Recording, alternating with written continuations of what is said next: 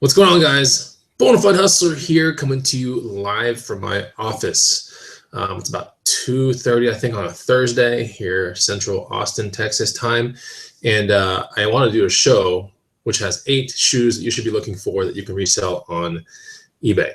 And one of these shoes actually sold on Craigslist. And as a bonus, there's kind of like 3 or 4 other things that are not shoes that I will discuss in this video. So I want to make sure that the sound is good because I'm not using my little Jabra headset thing. So I'm using the microphone that's right off the camera. So let me know if you can hear me. That's really important.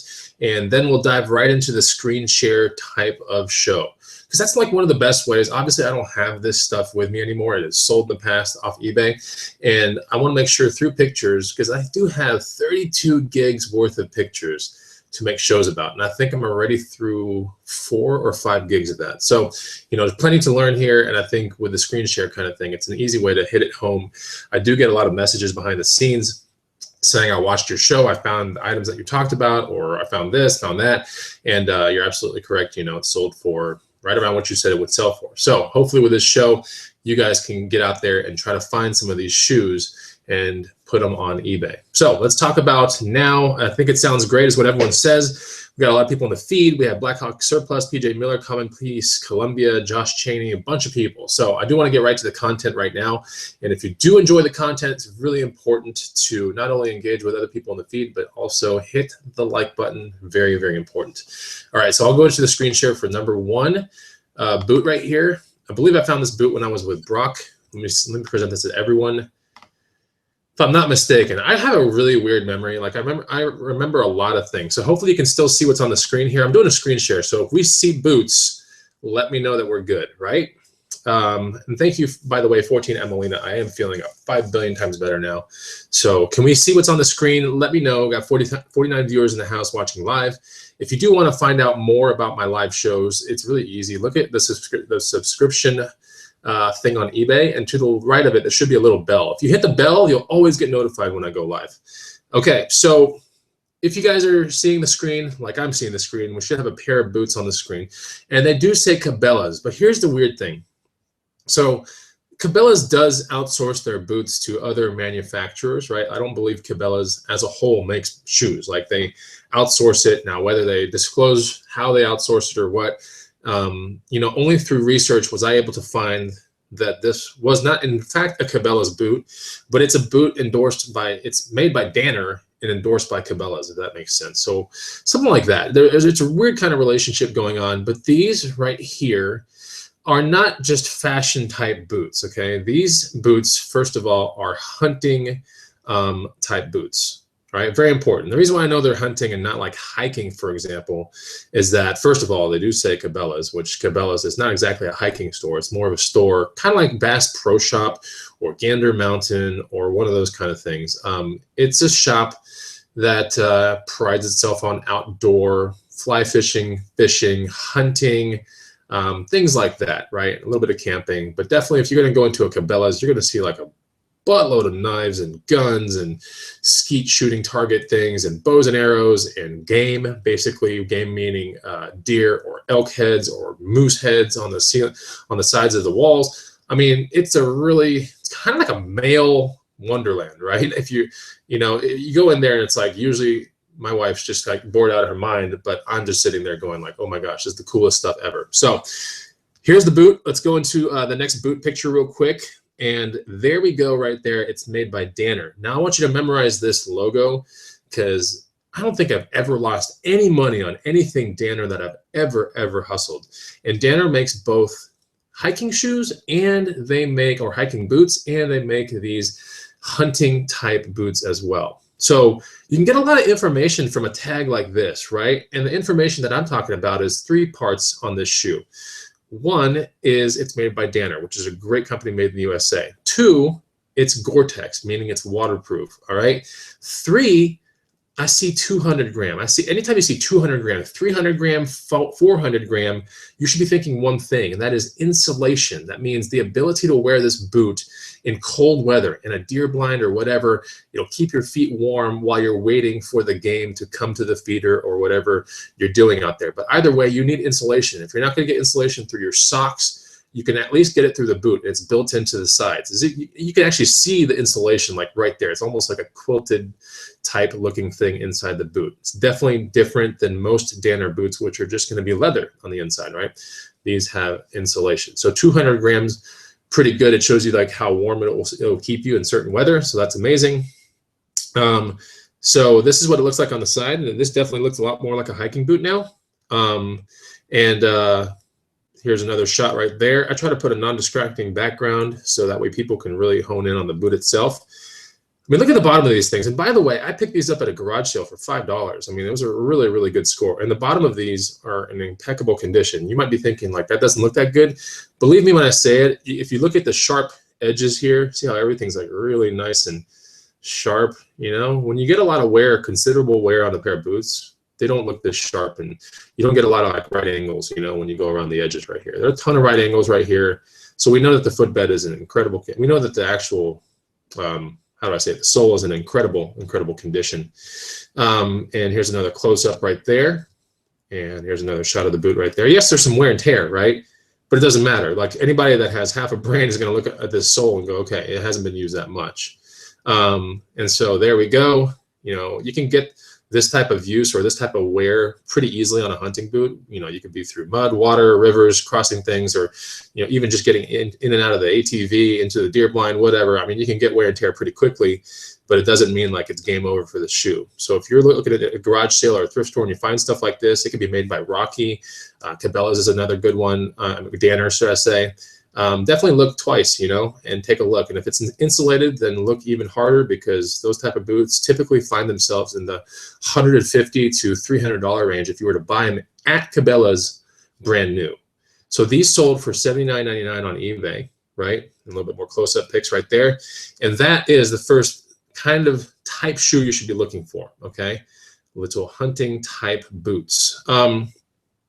14 Amelina says, are all shoes with Vibram soles worth buying? I mean, a lot of them really are. And Vibram soles have been around since what seems to be like the 60s or 70s, right? I mean, they've just been on like some of the best hiking boots that I've ever seen. So Vibram soles are very good. When it comes down to, you know, Vibram soles cracking or delaminating, like I really don't see it that much. And it's because these are, you know, stitched and glued, I believe, to the main body. And as you can see, the stitching is really around like this one bottom region. You know, it's just like a, you know, it's a really hard sole to, you usually don't see these delaminating on these kind of boots. When you see delamination, you usually see it on things like this, which are actually glued soles to the bottom of a shoe. And that brings us to our next shoe right here. These are Keen, right, GTSs. Now, believe it or not, these are women's, but it might be easy to figure that out, because anytime you see light blues or things like that, those are a lot of times colors associated with women, right? That women's shoes, like they love light blues and sometimes pinks and yellows and things like that. But light blues on a hiking boot, it's kind of indicative that, you know, this is probably a women's boot. Plus the size of it already, I mean, it's pretty obvious. But anyway, let's talk about this right here. So these are some Keen GTSs. I believe these are not Gore-Tex, but they're more of Keen Dry, if I'm not mistaken. Yeah, so on the side right here, you know, really high quality, super high quality stuff is going to say Gore-Tex on the little tag, like right here. Sometimes the tag can be like a piece of brass, like a tiny piece of metal, right? It's just into the shoe. But each manufacturer, whether you're dealing with Keen or Salomon has one called ClimaShield. That's what they call it. It's just like an inner kind of layer that's real thin. It's not as good as Gore-Tex. And it keeps the thing relatively waterproof. Now, Keen has this thing called Keen Dry, which I would assume is kind of like the same technology, or it's extremely, extremely water repellent type stuff. Meaning, like when you put your foot in here, you can go crossing streams and everything like that, and by the end of the day, you'll still have dry socks. So, but every manufacturer, it seems, has some sort of like their own kind of patented dry thing. But the really high quality stuff will have Gore-Tex. So here's a pair of Keen GTS women's hiking boots, right? These are like light hiking. I wouldn't want to do you know, a really big John Muir trail or anything huge or Appalachian on something like this. You'd probably want to get something more serious, like a pair of Vasque or a pair of Zamberlan or a Zolos, right? But these are more of like light hikers. And a lot of times you can tell, because the light hikers, the soles of them will be a lot less how should I say, like a lot less aggressive, right? And so these are in impeccable condition. They were $10, and these sold for $55, if I'm not mistaken, on eBay. So really good condition. And the reason why you can tell that is like this thing has probably been a demo or, you know, worn inside of a store. We can see some of these other nubs on the bigger nub. So here's a big nub right here, right? But if you look closer, there's all these little micro nubs on there. And that's pretty much wear indicators that show you, you know, has it been worn or not. So definitely something to look out for, okay? You know, hiking boots I sell a pretty decent amount of shoes on eBay, but I like hiking boots. It's not easy to find them all the time, but at the same time, you know, if you look at, it takes a long time for a hiking boot to get seriously worn. Usually they'll delaminate, all right, which will mean that the sole will separate from the body of the shoe. Usually that happens before any kind of like massive amounts of like sole wear. So anyway, just remember that when it comes down to quality, you know, and you look at something like a Danner boot, which is completely stitched around the edges right here, correct? Let me just show you, maybe there's a better picture here, but you can kind of see how this thing is stitched all the way around, as opposed to the other way of building a light hiker, you know, where the bottom is glued.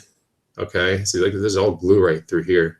And believe it, when you know, when you put this in a hot car or it's been sitting in an attic forever or whatever, the glue just, you know, gets hot and it starts leading to delamination, which is basically the glue can't hold anymore, right? So it's the same kind of thing like when you take a heat gun and you put it towards a sticker, like that you're, you know, on a thrifting kind of item that you thrifted and you try to get the sticker off. You put any kind of heat to a sticker, I mean, any kind of bonding agent is going to basically be compromised, and that's what you get. So anyway, that's the training on the Keen GTSs right there. Of course, this is kind of like what it looks like. Anytime you start seeing EU 39, US 8.5, this is definitely a women's boot. And if you ever want to know what you're looking at, type in numbers like that you see here or numbers that you see there into Google, and it'll tell you exactly what it is, and then you take those, you know, model numbers, and or you take what the model is, you put it into eBay, sort by highest, and you can kind of get an accurate picture of where you can sell this item and how much you can charge for. Of course, you always want to sort by highest because you want to echo off one of the higher listings that have the best keywords to get the most money for your boot. So, okay, so let me go into this next thing, because I did say that there are about 3 or 4 items that are not shoe related here, but are really cool items that I want to discuss with you. So we can consider this a bonus, all right? Before we get to the bonus stuff or a bonus item, I do want to say some people, I want to shout out some people in the feed real quick. JJ Marley is saying Danner tag, look for that brand is what JJ Marley is saying. Basically that, it's basically something I'm saying, like it's definitely a tag you want to be looking for. In the Sun by the Beach is saying, yes, construction is important. You don't want glued on soles. Learn to quality. Absolutely. In the Sun by the Beach says, hey, Chris, someone mentioned that boots are expensive to ship. How do you handle shipping costs? It's a really good question. So you have to understand a couple things first. And one of those things is I live in the center part of the country on the lower part. I live in Austin, Texas, which probably is the exact center of the country on the lower part. But all joking aside, that has to be considered, right? The second thing that has to be considered is that there are 2 real ways that I use to ship. Should I say there are 2 boxes that I use to ship, and then there are 2 avenues to ship. Like, right, when I have a bigger box going to a more distant town somewhere in the U.S. and it's boots or it's, you know, boots or those like tall Danner type combat hiking type boots, anything that can't fit into the USPS shoebox, okay? So there is a free box out there that will take care of, I would say, 60% of your shoe issues like right away, okay? It's a USPS called a priority shoebox. You can get it on USPS.com. You can get it free. I think you can get it in quantities of 10 and 25. Free to your home. You just have to set up an account with USPS.com, which I've done many, many years ago, so I can't even remember how to do it anymore, but that's definitely one of those things, because the priority shoebox it's a great box. It'll fit anything low cut or anything traditional shoe, and sometimes even ankle type shoes, all the way to what it seems to be like a size 14 men's. So anytime I ship out cycling shoes or you know, just normal shoes, running shoes, sometimes chukka boots, like sometimes they fit in this one shoebox. So you have to get that shoebox. It's really important. Outside of that, I take anything else type shoebox that I can find. And the way I kind of do it with boots is I lay them down like normal style. Then I invert the other one and I kind of puzzle piece it like Tetris style together. Then what I do is I put that on the bottom of a box. It could be a tall box or whatever. And then I see how much excess box is around and I retrofit. I cut from the inside or sometimes I cut from the outside and I retrofit the box to where the dimensions aren't absurd and crazy, because the dimensions are what cost money. Now, if you find yourself with an absurd USPS shipping charge, don't forget to check Smart Post with FedEx option as well. But typically when you go to a FedEx office, they're a little bit more like box snobby than USPS or UPS. I've never had like UPS being like, hey, you can't send this box in, right? I've never had the post office be like, hey, what kind of box is this? This is weird. It's like retrofit box. I don't like it. I've had on numerous occasions gone to FedEx and they've been like, we can't take that box. It's just too like, I don't know, like looks like someone just like made it real quick. I'm like, you know, they don't like retrofitted things at FedEx. I don't know why. Like, I don't understand why. Like, if I decline insurance and whatever, I should be able to just ship it off, you know? So, yeah, that's one thing to be considered. You know, when you're shipping boots, the largest type boots, typically the ones with the most type of shipping charge to them will be hunting and hiking type boots that are taller and have insulation, that have the Vibram sole, because they start weighing like, you know, close to 5 or 7 pounds. Cowboy boots aren't so bad. You know, cowboy boots are great. I just sold a pair like not too long ago that were like smooth ostrich. I think I sold them for like $100 or so, or $5 fine like 2 weeks ago. And those just went on some random blocks that I retrofitted, right? So if you retrofit it really nicely and you take some time, then you can go to the FedEx office with it. At least the one by my house. They're like super box snobby. So anyway, let's go into the next item. Hopefully that answers a question. Let's go into the next item. Let's keep this value going for you guys so you guys can get trained up. And the next item right here is a Cabela's bag. If I'm not mistaken, I believe I picked up this bag at a Salvation Army or a Goodwill. I think it was like $4. Maybe it was $5. I think it was $5 actually. So $5, and it's nice. It's a nice bag because it could be Cabela's, it could say Polo, it could say Orvis. Hell, if it even said CC Filson, that'd probably be the best type scenario. But, you know, this is a good duffel bag. I wouldn't call it excellent, and it's only for one reason. It's because the zipper is nice, but it's not like a heavy-duty, like super YKK zipper or a Talon zipper off like a vintage LL Bean bag or something like that, right? Like if you want to see the best zippers ever made, like go to like vintage LL Bean things and go to CC Filson bags. Like they have the baddest ass zippers you'll ever see. And if you're thinking like, oh no, this is the part of the show where he talks, it's like zipper porn. It's not like, but you know, like In the Sun by the Beach said in the comments, quality is everything. And when you're trying to dissect, you know, how much a bag is going to sell for, especially a duffel bag, the zipper is pretty important in that mix. So this is a Cabela's vintage duffel bag, or retro, you can say, right? The straps aren't even that good. It's kind of like a private label product that wasn't that great, but it still has Cabela's on it, and I still decided to get into it, and it's still sold for like $54. So what's up, Rakin? Good to see you on the feed. So here's what the Cabela's logo looks like. I think this might be the older type logo, because now mostly on Cabela's stuff, they don't have this gun and fishing rod thing anymore. It's just Cabela's.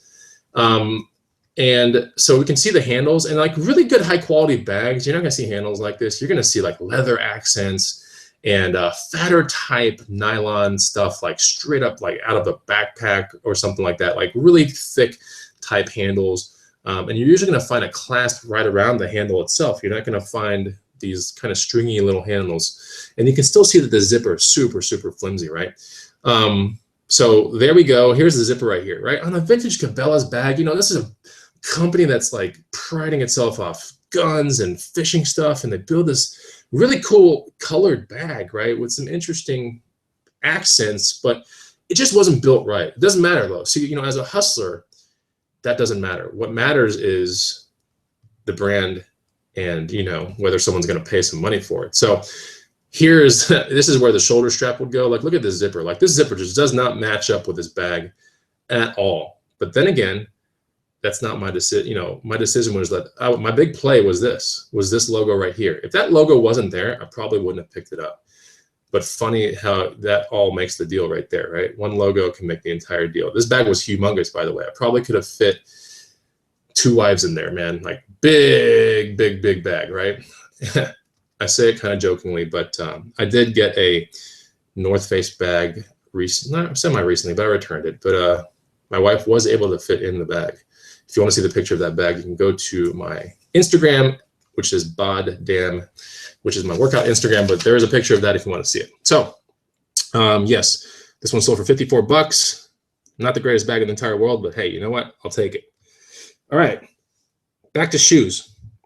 So what we have here are some cycling shoes, and these are some LG Ergo Air shoes. And I don't really like LG very much as a company because I ride, you know, and I have a pair. I think a pair of LGs right now, and I like those, but most LGs I don't like at all. But so these are road riding shoes, and the way you can kind of know that, and the way you're gonna have to figure out, can they kind of break it down for you guys? Like, there are 2 types of cycling shoes out there that you're going to predominantly find, right? One will be mountain biking, which will have a very aggressive kind of sole.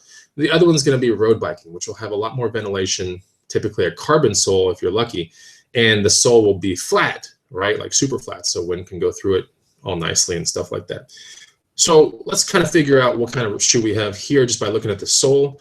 And the sole on these shoes are rather smooth, okay? Lots of ventilation too. So we know this is a road biking shoe.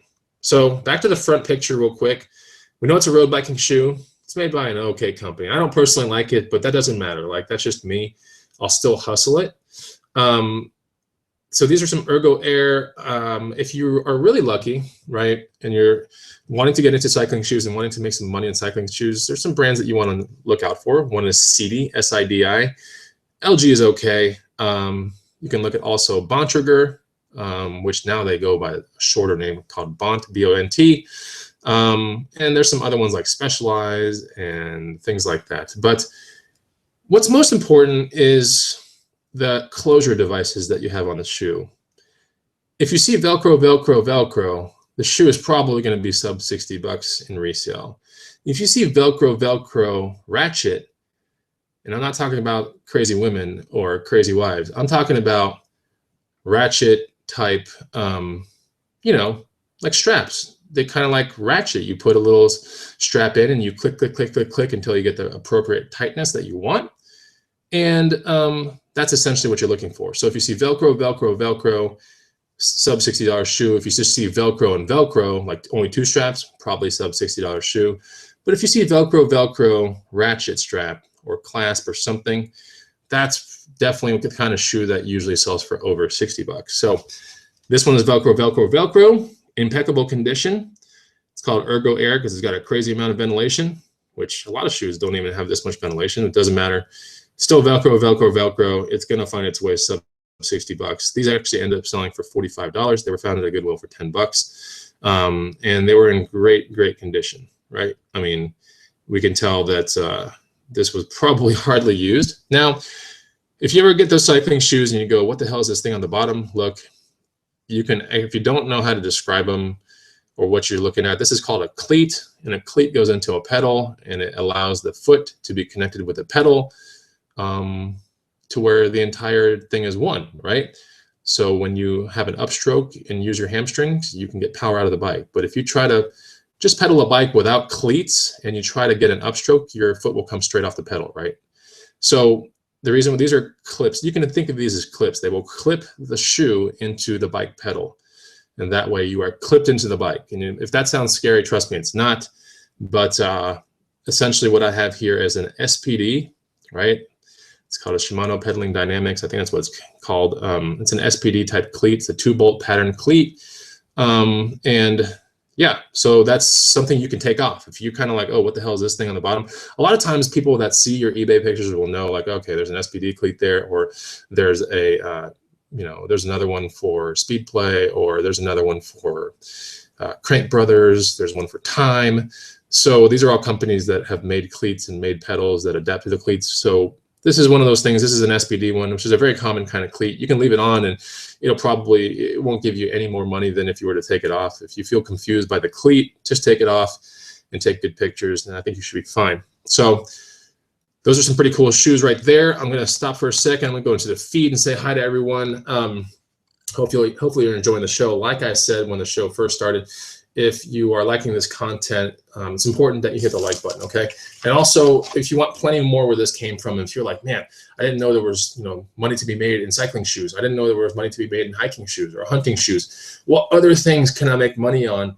It's very important that I disclose this right here, which is the first link down below. If you want 99 other amazing items to resell, first link down below. It's a free PDF, and it puts you on the most amazing email list of all time, which has a lot of private content that we've developed with the Green Room University. But go check that out, right? 100 amazing items to resell, and it's something we're also revamping right now too, which is going to be, the revamp is like awesome. But you can go get it right now down below. First thing, put it on your phone and study the absolute hell out of it, because we're in the midst of garage sale season right now. We're in the midst of amazing thrift store season. When I say that, I mean a lot of people are donating really good stuff right now. It's the springtime, spring cleaning, and things are getting donated through garage sales, or should I say they're getting donated through thrift stores, and people are having garage sales like everywhere around America, neighborhood-wide garage sales, church garage sales, fundraising sales. I mean, everyone's cleaning things out. So, if you want to make the most money out of your 2017 year, get some knowledge, right? Get some knowledge, and that way you'll spend less time on your phone while you're at the sale or whatever. You'll know exactly what you're looking at, and you can speed through. The faster you can, go through a thrift store or thrift stores, and the faster you can go through garage sales, the more money you make. So anyway, that's pretty much that. Joshua Davidson says, don't forget to smash the like button, peeps. That's right. Thank you so much. And by the way, if you're in the feed and you do have that 100 amazing items to resell guide, give me an honest opinion of what you think about that guide in the feed right now. Do you have it? You guys should have it, honestly. So let's talk about the next item that is here. Sweet Hat Bonafide is what Thrilla Gorilla Picker is saying. I felt in a very islandy mood today. So I am wearing this yellow shirt that is clearly very Gymboree-ish, right? Gymboree meaning, if you know what I'm talking about, it's like a medium, right? It's just weight. I gained a lot of weight lately, right? I gained like 15 pounds. That's a lot for me. And this shirt is, if it could talk, it would be screaming right now. It'd be like, Jays, stop it. But the hat is pretty cool. The hat I got from California. It's very floral and neat looking. So thank you very much for noticing the hat. Let's go into the next item. Get you guys trained up. Present to everyone. Okay, screen share is live again. Okay, so this right here, this was an over kind of stock thing in a garage sale pile that I got. It's made by Castelli. So here's one of the things. Since we were on the cycling kind of thing that we were talking about with the shoes, let's talk about this one. So if you ever see this logo, the little scorpion looking thing, that's Castelli. And a lot of times, if you're dealing with cycling jerseys, Castelli is one of the better brands to hustle. It's really good, right? It's a good brand of hustle. It's up there with Capo. It's up there with Rapha, R-A-P-H-A.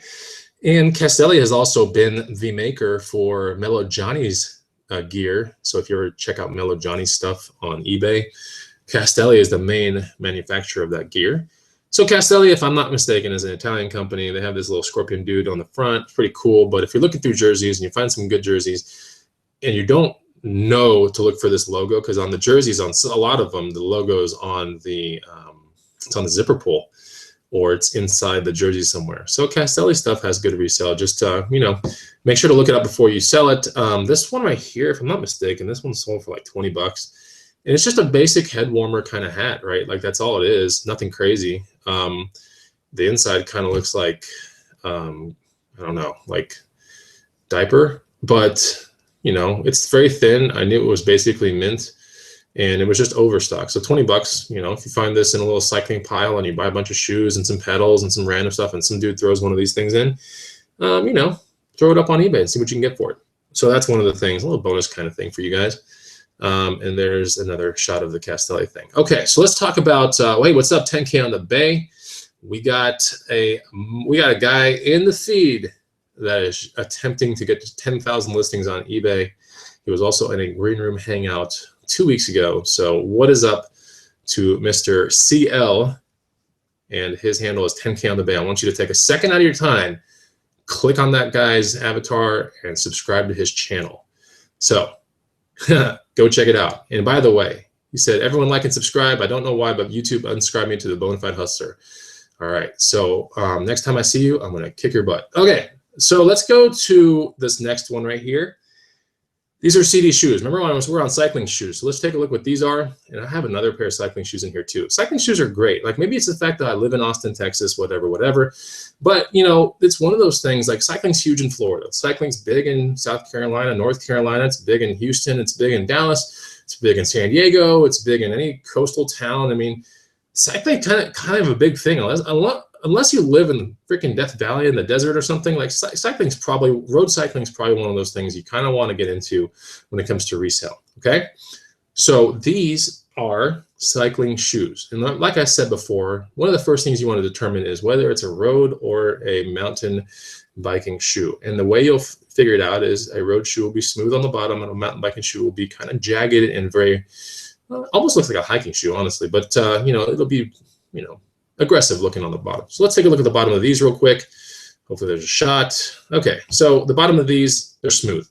So we know that these are a road cycling shoe.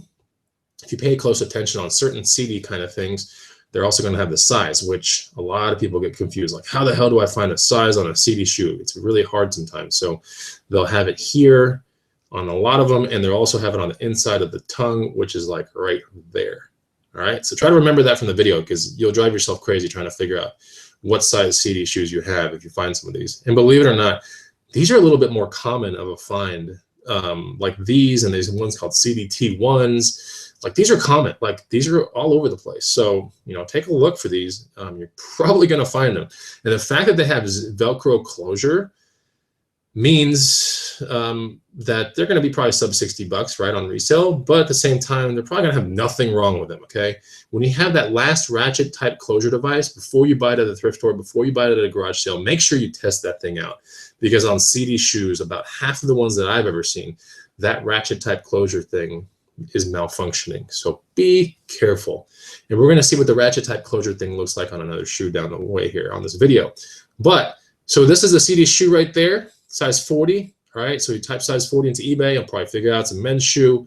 Could be women's, but I think it's a men's. Anyway, it's rather smooth, like a lot of holes for ventilation, which is good.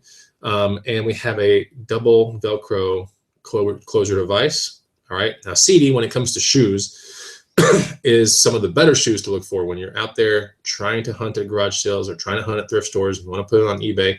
CD is a great company. Like, it's my favorite company to hustle when it comes to these things. And if you're lucky enough to find the ones with the ratchet top strap in there, it's not malfunctioning, you probably have somewhere between $80 and $140 in your hand in resale value pretty quickly, as long as it's like not completely worn out. So this is what the back of them look like. You want to take various pictures, non-distracting background, blah, blah, blah, blah, good light, and, pretty easy kind of shoe to resell. And these, if I'm not mistaken, these were for, I think these were picked up for like $7 and they sold for 44, if I'm not mistaken. So not too bad.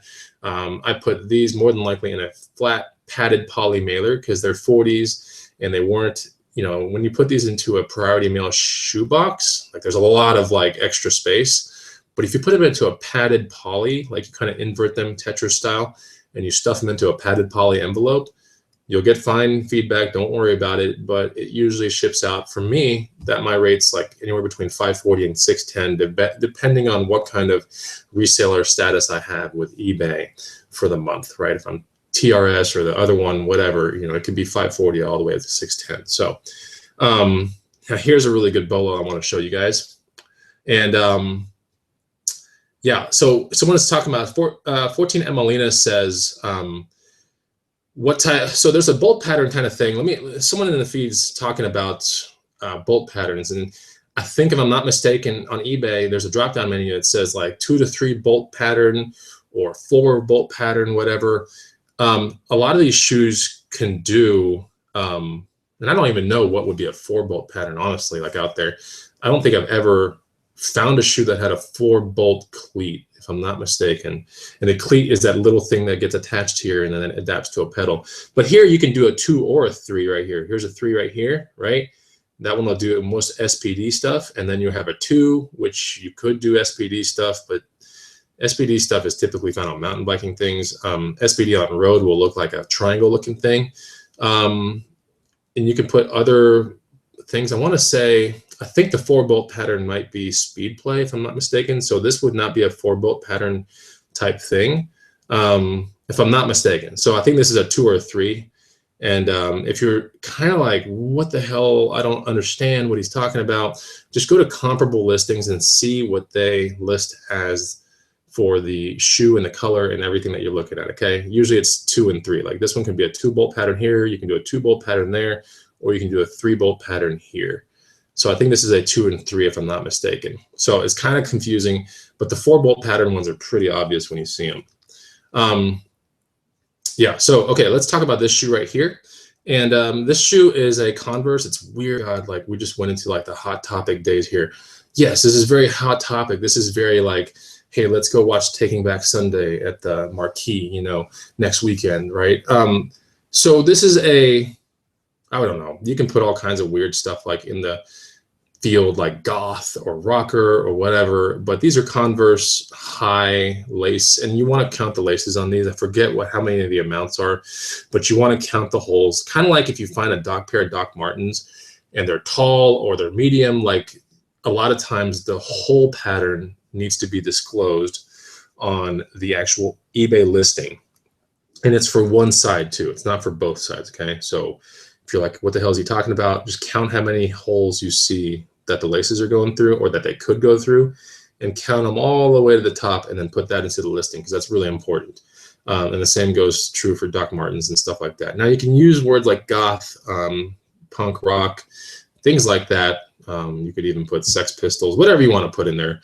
But you know, good keywords will definitely find if you're kind of wondering like, I don't know what the good keywords could be, whatever. First of all, type in Converse high tops, eBay, all that kind of, you know, really high tops, or count the amount of holes that you see, put it into eBay, and then sort by highest, and then echo off the highest listings, because the highest listings are probably going to be punk rock and goth and a couple other keywords that are really, really good.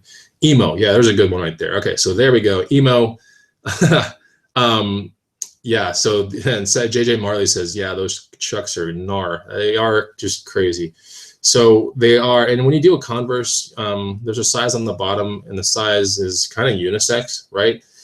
So I believe these were male 5, women 7s, if I'm not mistaken, and I found 3 at a garage sale, and they were $5 a piece. So the black ones that you're seeing right here, I think they sold for 54 or something. The red ones sold for 50. And the white ones I still have, but I'll show you pictures of all of them right here. So, you know, great pickup from garage sales. And if, you know, you can put these in, I forgot what kind of boxes I put. I retrofitted boxes for these because I didn't want to like stuff them completely into those priority mail shoe boxes, right? But very nice looking kind of shoe. As you can see, there's the 5 down there, right? And here's the red ones. I thought the red ones looked pretty cool. There you go, counting the holes. It's pretty easy to do, and the great part is they're all laced up, which is even better. They're in good condition, you know, like these were nice. And a lot of Converse are going to have that kind of like average wear and tear on the side. And if you take Barkeeper's Friend and you lightly scrub it, because if you scrub it too hard, the black ink from this one pinstripe or whatever this thing is will start to fade a little bit. So you have to be really careful. Try not to hit that black stripe when you do any kind of cleaning agent that's extremely potent, okay? Because that will fade that black, and the black ink will start bleeding into the white. So be careful with that. But when it comes down to, you know, should I clean any weird stains I find on the actual canvas or the cotton? I typically don't, but if it comes down to a quick kind of freshen up, I'll go around the edges very quickly. Like I did it on this one, you can kind of tell. So they're in pretty good condition. But yeah, but also when I did it, they look like absolute hell to begin with. So if you want to make them look better, it's an easy kind of what seems to be 1 minute kind of touch up. And I'm all about the sub 1 minute touch up kind of stuff. Here's the white ones, and I have a feeling that the white ones didn't sell yet because they still have a weird stain on there, and it's hard to get stains out of white, but who cares? I'll still leave it up on my eBay stuff, not a huge deal. All the same sizes, but the black and the red ones have sold. So there you go right there. Okay, so JJ Marley says, also include if the sole is black or gum with the picture. I hate buying shoes without the pic of the sole. So these aren't all the pictures that I used. Obviously, I'm just bringing you guys a kind of, bird's eye view of stuff, because with all your eBay listings, you should be putting 12 pictures up, just so you know, okay? Let's just be real.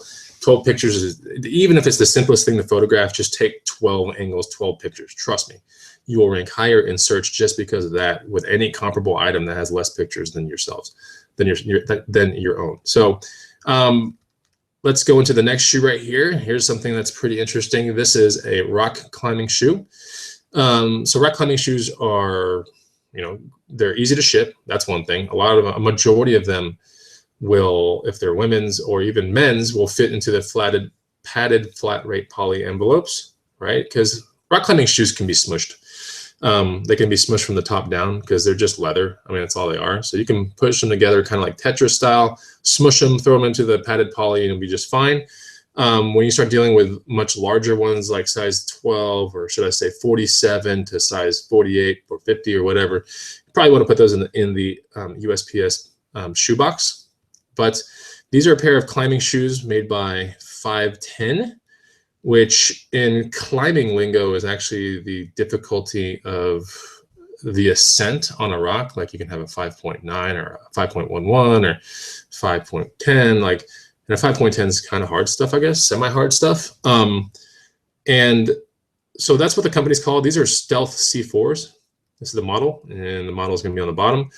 A lot of other brands, such as La Sportiva and just other random brands. Let me think what another one is here. Mad Rock is a good brand too. They're going to have the models kind of like inside the shoe, or it'll be on the outside, but 510 put the model on the bottom. The other brand that's really good to hustle is La Sportiva, and they're going to have their models on the side like Mythos or other random models that are all good. So when you're doing a climbing shoe, you want to make sure that there's no delamination, which is very, very rare. Like I still to this day haven't found one, but I've seen them, but I've never hustled one. I've seen a little bit of delamination on the side here and there, sometimes back here, but usually they're pretty intact. I mean, they can take a lot of abuse. The other thing that you want to check is what I like to call kind of like the sharpness of the toe, because this really indicates whether this thing's been used a whole lot or not. So how sharp is the edge? Not only sharp, but I'm saying sharp looking, like how much of a right angle do you see between here and there, right there, right? And we can see that this line is very pronounced and it looks good. When a climbing shoe has been really well used, or even I would say like a 6 out of a 10, this line won't be there. Like you will not see it. It'll just be smooth, and you'll know it has use. But these were found at a Goodwill. If I'm not mistaken, these were like $7, and they ended up selling for like 53. And it's because I think they're in amazing condition. The Stealth C4 is still there, of course, with a lot of walking around and a lot of, beating down on the shoe. You won't see that Stealth C4 anymore. You won't even see these stickers that are there. These are 47s, which I think it's around 11.5 US size, something like that. But the edges are really nice and perfect. And that's definitely the reason why that's sold for good money right there. So yeah, 510 climbing shoes. These are rock climbing shoes. Funny looking things you might not know. You might think that could be ballet shoes or dancing shoes or something, but they're not. These are rock climbing shoes, and a lot of times they have that pull back there, so you can, they're kind of hard to put on. Like, I ain't gonna lie to you, like you have to loosen up the entire thing, throw them on, and then put them as tight as possible. And all climbing shoes are very, very uncomfortable, but a lot of times there's loops on the back of them, so you can put them through carabiners and you can dangle them off packs while you hike to your destination. And also this strap is used for when you are actually putting the shoe on. It pulls the rear part away from your heel as you slide your heel in. Okay, so let's go into this, which is a bonus item. Kind of interesting because this is exactly the way I found it. This was found at a Goodwill for $10.81. And I don't know if you guys can figure out what's interesting about this or not. And we'll go into the feed. I'll let you guys look at it for about 10 seconds. Why would this sell for $118? Tell me. Like, there's no other speakers with it or anything. Why did this sell for $118?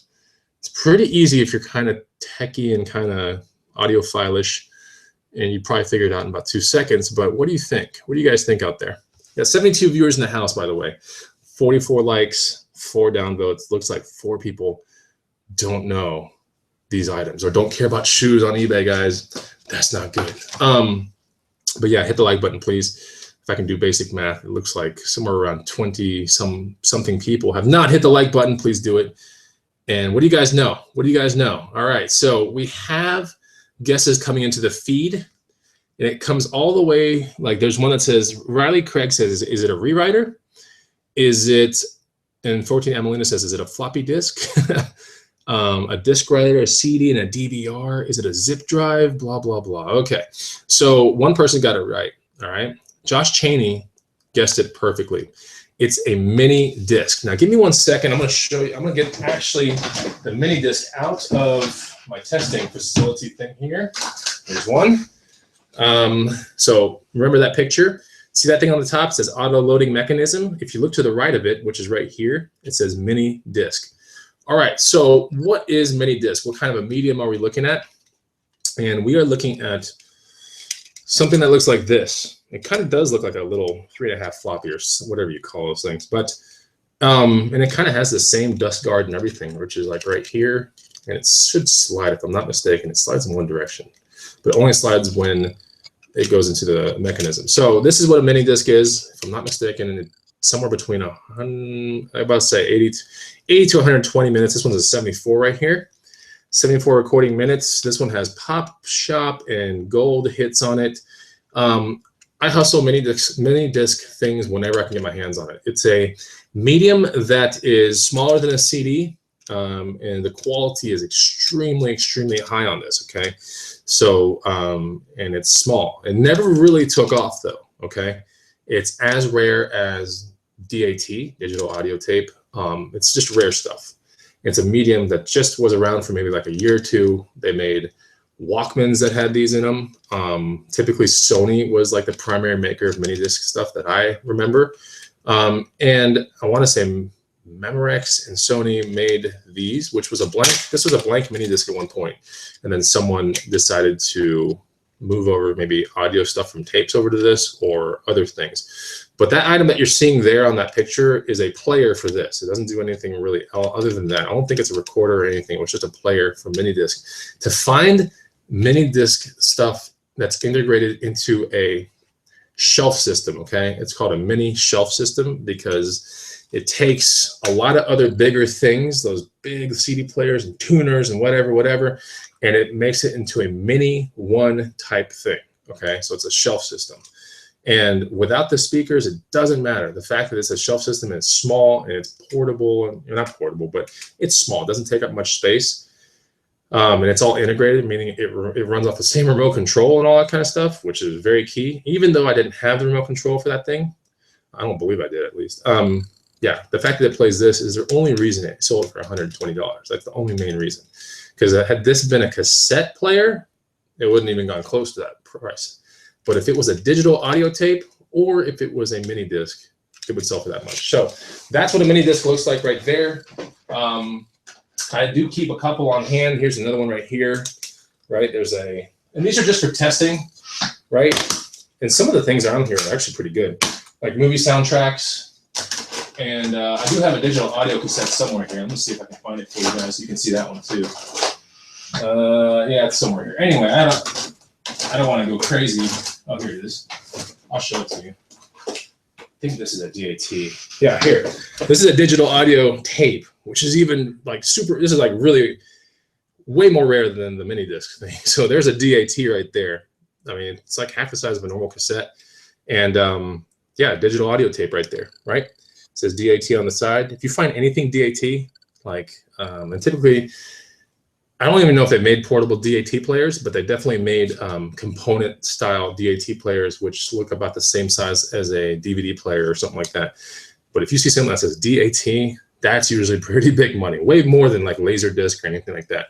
So DAT is pretty cool stuff. And if you find mini disc stuff with a remote control component or shelf system, you're talking pretty good money on that too.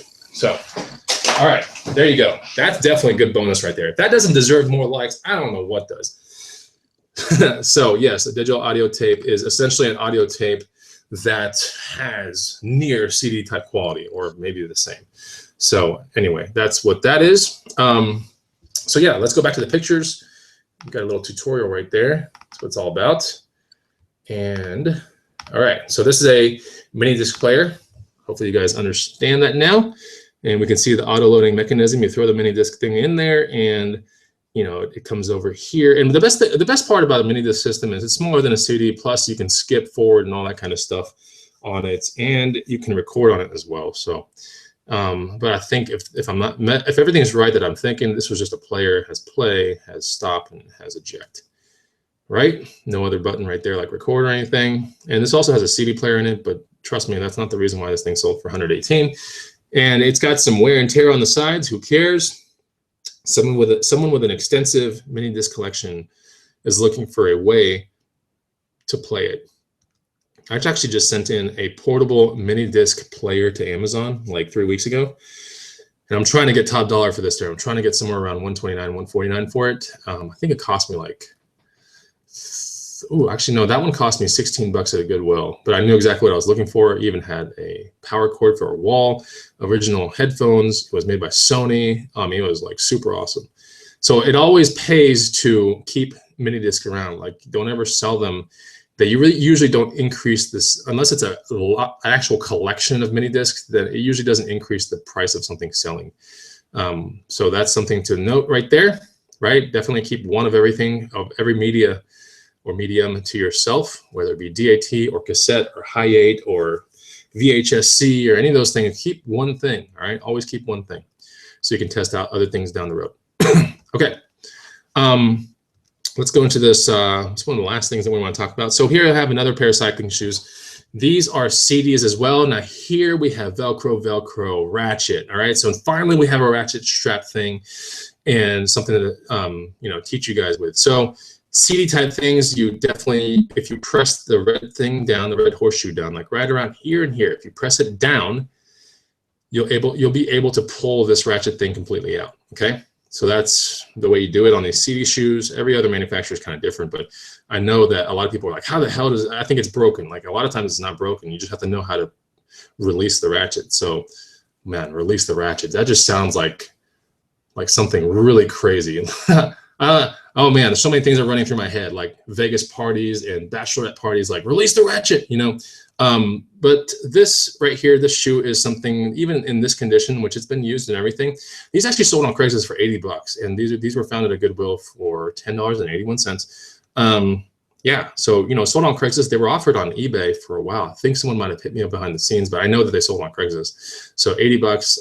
Person came to my front door, put them on for 1 second, and he's like, "Oh, take them. All right, cool. Bye, see ya." And that was it.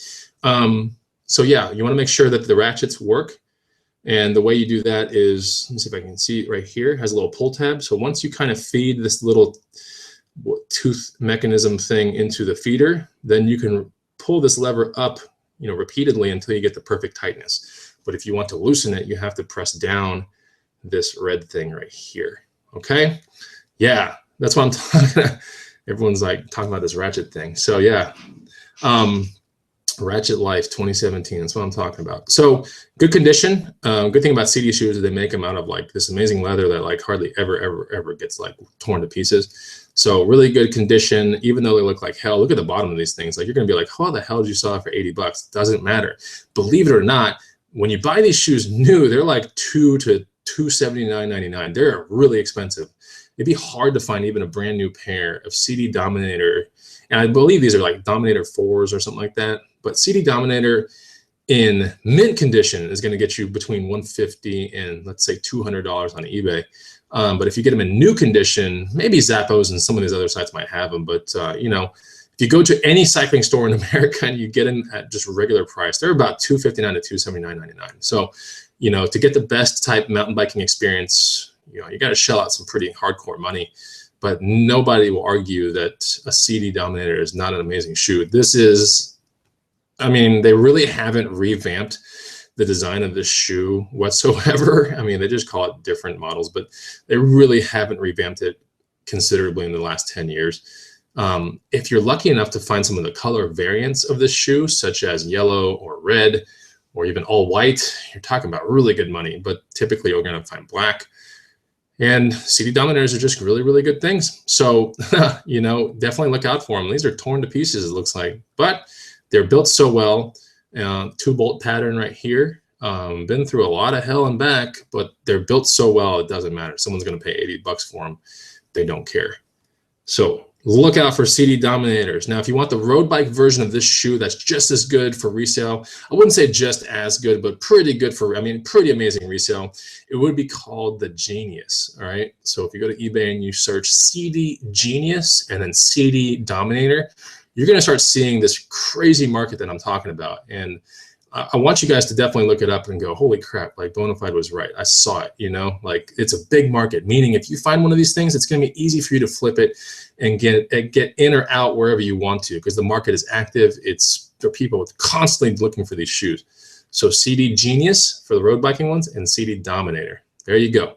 JJ Marley just types it into the feed. Thanks, JJ. I really appreciate that. So there you go. Okay, so let's talk about one of the last shoes. I think this is one of the last ones. Got any more stuff? Oh yeah, we got one more. Okay, so these sold for 43, like nothing crazy. And it was more of an experiment than anything, because I was like, all right, cool, Velcro, ratchet. But only problem is, like, the brand isn't super strong. Like Shimano, you would think, oh, isn't Shimano like the best? No, like for shoes, Shimano's okay. Like it's just not that great. So this was one of my outlier type experiments that sold for okay money, but it wasn't, I don't know if it was really worth my time per se. I think I picked these up for like 11 bucks. Sold for 42, 43, something like that. There are 0.85s or something like that. Velcro ratchet, good condition.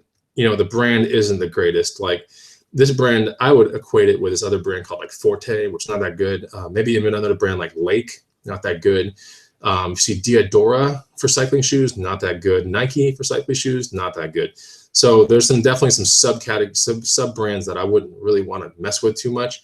When you start coming out of these sub brands, then Louis Garneau, LG is okay. But I'm really looking for CDs. Like CDs are super, super good, like, or Bontrager or something like that. Like CDs and Bontrager shoes are really good. So anyway, bottom of these shoes, flat, they're road biking shoes. Here, these are SPD 3-bolt pattern cleats, nothing crazy.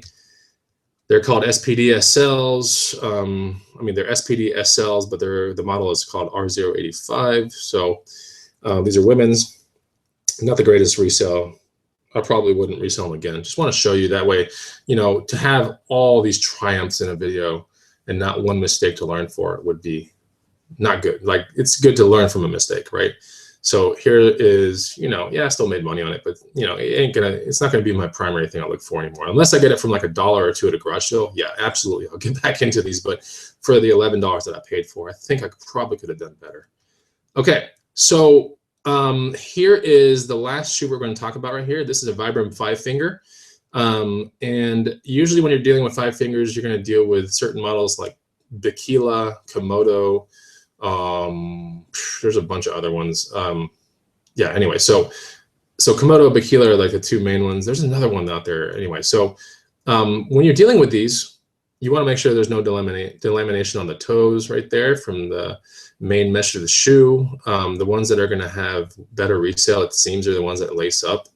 When you're dealing with like, what the hell kind of model do I have? Because it doesn't say it anywhere on the shoe. You'll just know that if you're seeing a shoe that kind of looks like it's a foot, it's probably a Vibram 5-finger. It could be a, I want to say Fila made one too, but like it's a 4. Like I think these last 2 are together. So it's not, don't ever mess with anything other than Vibram 5-fingers if you're going to deal with shoes that look like feet. But if you want to know the model of them, it's pretty simple. It's kind of 4 digits or 4 characters. And it's going to be on the inside tongue of the shoe. You can kind of see it right here. When we get closer, we'll see that these are M3781s, which it's a male shoe, size 45. 3781 will tell you what it is. Someone look it up right now. Help the Bonafide Hustler out. Type that into Google right now. Put Vibram 5-finger M3781. Go ahead and do it real quick and tell me what it comes up with. It should be like Komodo or Speed or Bikila. It's one of those 3.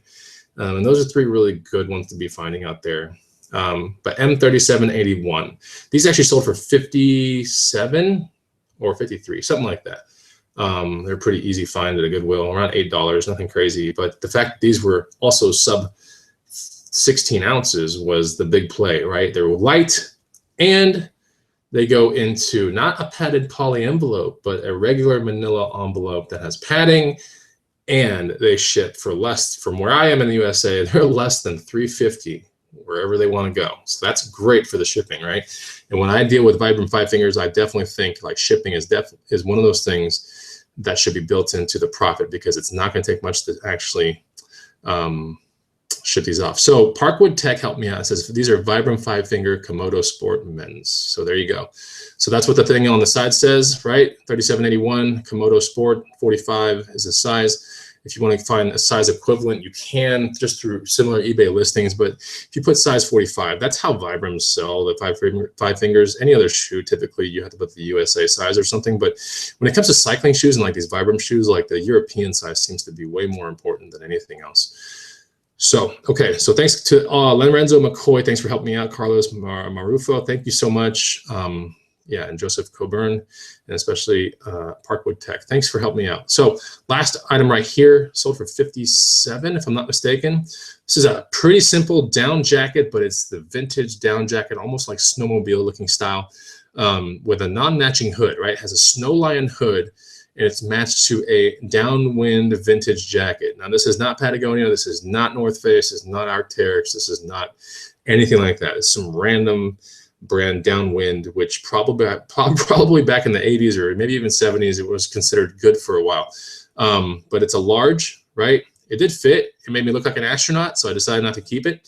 You know, had a little bit of discoloration right here. And sometimes on down jackets, if you're like, oh man, there's discoloration, really be careful with that, because it could be true discoloration like this is, or it could just be the down showing through the actual fabric, right? So, you know, if you kind of readjust the feathers inside, you might find that, oh, okay, you know, like there actually wasn't a stain, because down feathers, when you get closer to the, I guess, the shaft of the feather, it's a little more dark, and it can look like sometimes stains on these down jackets, but it's not. So just know that. Yeah, this is the third last item, Carlos. You're right. I always think there's the last item. This is definitely the last item. I've proofed it. Sorry, this is the last one. This is one of your bonus items. When you deal with puffy, these are super puffy down jackets. Typically, when you put down jackets into eBay, you know, puffy is not one of those keywords that's really well. It's not one of those key awesome words to use unless the jacket is truly like astronaut style, Michelin man style puffy.